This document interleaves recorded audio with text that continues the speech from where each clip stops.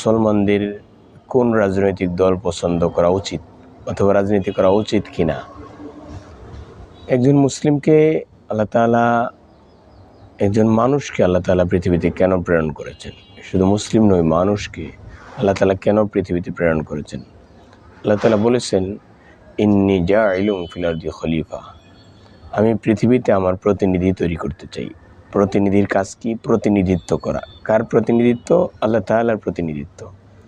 আল্লাহ তাআলার প্রতিনিধিত্ব কি? যে আল্লাহ তাআলা যেই হুকুম হাকাম, যে ডিরেকশন, যে নির্দেশনাগুলো দিয়েছেন, ওগুলো আল্লাহ তাআলার জমিনে প্রতিষ্ঠিত করা। যেটা আল্লাহ তাআলা বলেছেন যে আলা লাহুল খলক ওয়াল আমর, যে সৃষ্টি আল্লাহ তাআলার, হুকুমও চলবে আল্লাহ তাআলার। তাহলে এই বিষয়টাকে সমগ্র পৃথিবী, সমগ্র দেশ, সমগ্র জাতিতে আল্লাহ তাআলার হুকুম হাকামগুলো প্রতিষ্ঠিত করাটা, এটা একজন মানুষ হিসেবে আপনার দায়িত্ব, আল্লাহ তাআলার পক্ষ থেকে দেওয়া। এটা অবশ্যই আপনাকে করতেই হবে। এই জন্য আল্লাহ তাআলা আপনাকে পৃথিবীতে পাঠিয়েছেন। সেকেন্ড যে কথাটা, আপনি যদি মুসলিম হয়ে থাকেন, একজন মুসলিম হিসেবে এটা তো অবশ্যম্ভাবী, একেবারে কম্পালসারি যে আপনাকে আল্লাহ তাআলার হুকুম, আল্লাহ তাআলার দুনিয়াতে প্রতিষ্ঠিত করতেই হবে। আর আল্লাহ তাআলার হুকুম যদি প্রতিষ্ঠিত করতে চান, তাহলে একটা রাষ্ট্র, এই রাষ্ট্র কোন নীতিতে চলে? রাষ্ট্রীয় নীতিতে চলে। রাষ্ট্রীয় নীতি কি? রাষ্ট্রীয় নীতি হলো রাষ্ট্রপতির যে নির্দেশ, আদেশ, সেগুলো রাষ্ট্রে বাস্তবায়ন করা। রাষ্ট্রপতি কি নির্দেশ আদেশ করবে?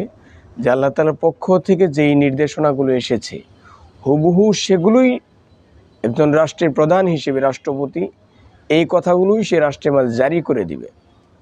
এখন আসেন যে রাষ্ট্রপতির কথাটাই সব জায়গায় চলবে, বিষয়টা কেমন? বিষয়টা একেবারেই ক্লিয়ার যে একটা রাষ্ট্রের প্রধান যেমন রাষ্ট্রপতি। আমাদের বাংলাদেশের কথা যদি আপনি ধরেন, বাংলাদেশ মন্ত্রী পরিষদ শাসিত সরকার।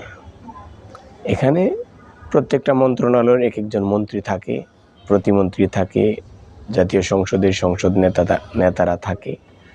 তারা জাতীয় সংসদে বসে রাষ্ট্র কিভাবে চলবে একটা ম্যানিফেস্টো, একটা স্ট্রাকচার, গঠন তারা তুলে ধরেন এবং ওটাকেই তারা আইন হিসেবে তৈরি করেন রাষ্ট্রের উপরে। এখন আপনি যদি রাজনীতি না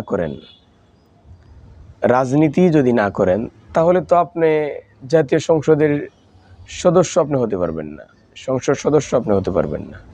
সংসদ সদস্য না হতে পারলে আপনি আইন যে পাশ করবেন, এই আইন পাশ করার তো এই যোগ্যতা, দক্ষতাটা আপনার মাঝে এই তৈরি হবে না, এই অধিকার, এই রাইট, এটা আপনার মাঝে তৈরি হবে না। তাহলে আপনি আল্লাহ তাআলার আইনকে এই পৃথিবীতে কিভাবে বাস্তবায়ন করবেন?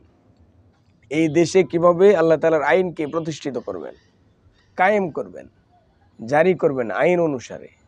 আল্লাহ তাআলার কোরআনে কারিমের যে আল্লাহ তাআলা যে আইনগুলো দিয়েছেন, হাদিস শরীফের মাঝে রাসূলুল্লাহ সাল্লাল্লাহু আলাইহি ওয়াসাল্লামের মাধ্যমে যে আইনগুলো দিয়েছেন, এগুলো আপনি কিভাবে পৃথিবীতে প্রতিষ্ঠিত করবেন যদি রাজনীতি না করেন? তাহলে অবশ্যই আপনাকে, যদি মুসলমান হয়ে থাকেন, অবশ্যই রাজনীতি করতেই হবে আপনাকে। কেন? যে আল্লাহ তাআলার আইনকে পৃথিবীতে, দেশে প্রতিষ্ঠিত করার জন্য। এটা হলো এক। দ্বিতীয় নাম্বার হলো যে আমরা কোন রাজনৈতিক দল করব। আওয়ামী লীগ, বিএনপি, জামাত ইসলাম, জাতীয় পার্টি, ইসলামী আন্দোলন, খেলাফত মজলিস, বাংলাদেশ খেলাফত মজলিস, অনেকগুলো রাজনৈতিক দল, জাসদ, বাসদ, কত ধরনের রাজনৈতিক দল রয়েছে। এই রাজনৈতিক দলগুলোর মাঝে আপনি কোনটাকে পছন্দ করবেন, কোনটা করবেন, কোন আইডিওলজিকে ফলো করবেন? অবশ্যই ইসলামী কোরআন এবং হাদিস মোতাবেক যে দলটা পরিচালিত হবে, যেই দলের ম্যানিফেস্টোতে, যেই দলের কারিকুলামে, গঠনতন্ত্রে বলা হয়েছে আল্লাহ তাআলার কোরআন এবং হাদিসের আইন কানুনগুলো, আপনাকে ওই দলই সাপোর্ট করতে হবে। এটা আপনি যেই দলের মাঝে এটা পাবেন, সেই রাজনৈতিক দলই আপনাকে করতে হবে। একেবারে সরে জমিনে আপনাকে করতে হবে। শুধু মনে মনে আপনি পছন্দ করলেন, এখানে সীমাবদ্ধ থাকলে হবে না। অবশ্যই যদি আপনি মুসলমান হয়ে থাকেন, ইসলামী আইন কানুন যেই রাজনৈতিক দল লালন করে তার রাজনৈতিক দর্শনের মাঝে, ওই রাজনৈতিক দল অবশ্যই আপনাকে করতে হবে। এই জন্য আপনি বাংলাদেশের যেই রাজনৈতিক দলের মাঝে আপনি সেটা পাবেন, সেটাকে আপনাকে গ্রহণ করতেই হবে। আজ করেন কাল করেন, আজকে আপনাকে করা উচিত, কালকে তো মারা যেতে পারেন। এই জন্য সম্মানিত শ্রোতামণ্ডলী, আরও অনেক কথা রয়েছে, স্বল্প করে যেইটুকু বলে দিলাম যে এই অনুসারে যেই রাজনৈতিক দল চলবে, যাদের দর্শন, যাদের মতাদর্শের মাঝে কোরআন এবং হাদিসের আইন এই দুনিয়াতে এই দেশে প্রতিষ্ঠিত করার বিধান রয়েছে, ওই রাজনৈতিক দলই আপনাকে করতে হবে। এটা করাটা আপনার উপর ফরজ হয়ে যাবে। আল্লাহ তাআলার হুকুমকে পৃথিবীতে প্রতিষ্ঠিত করা।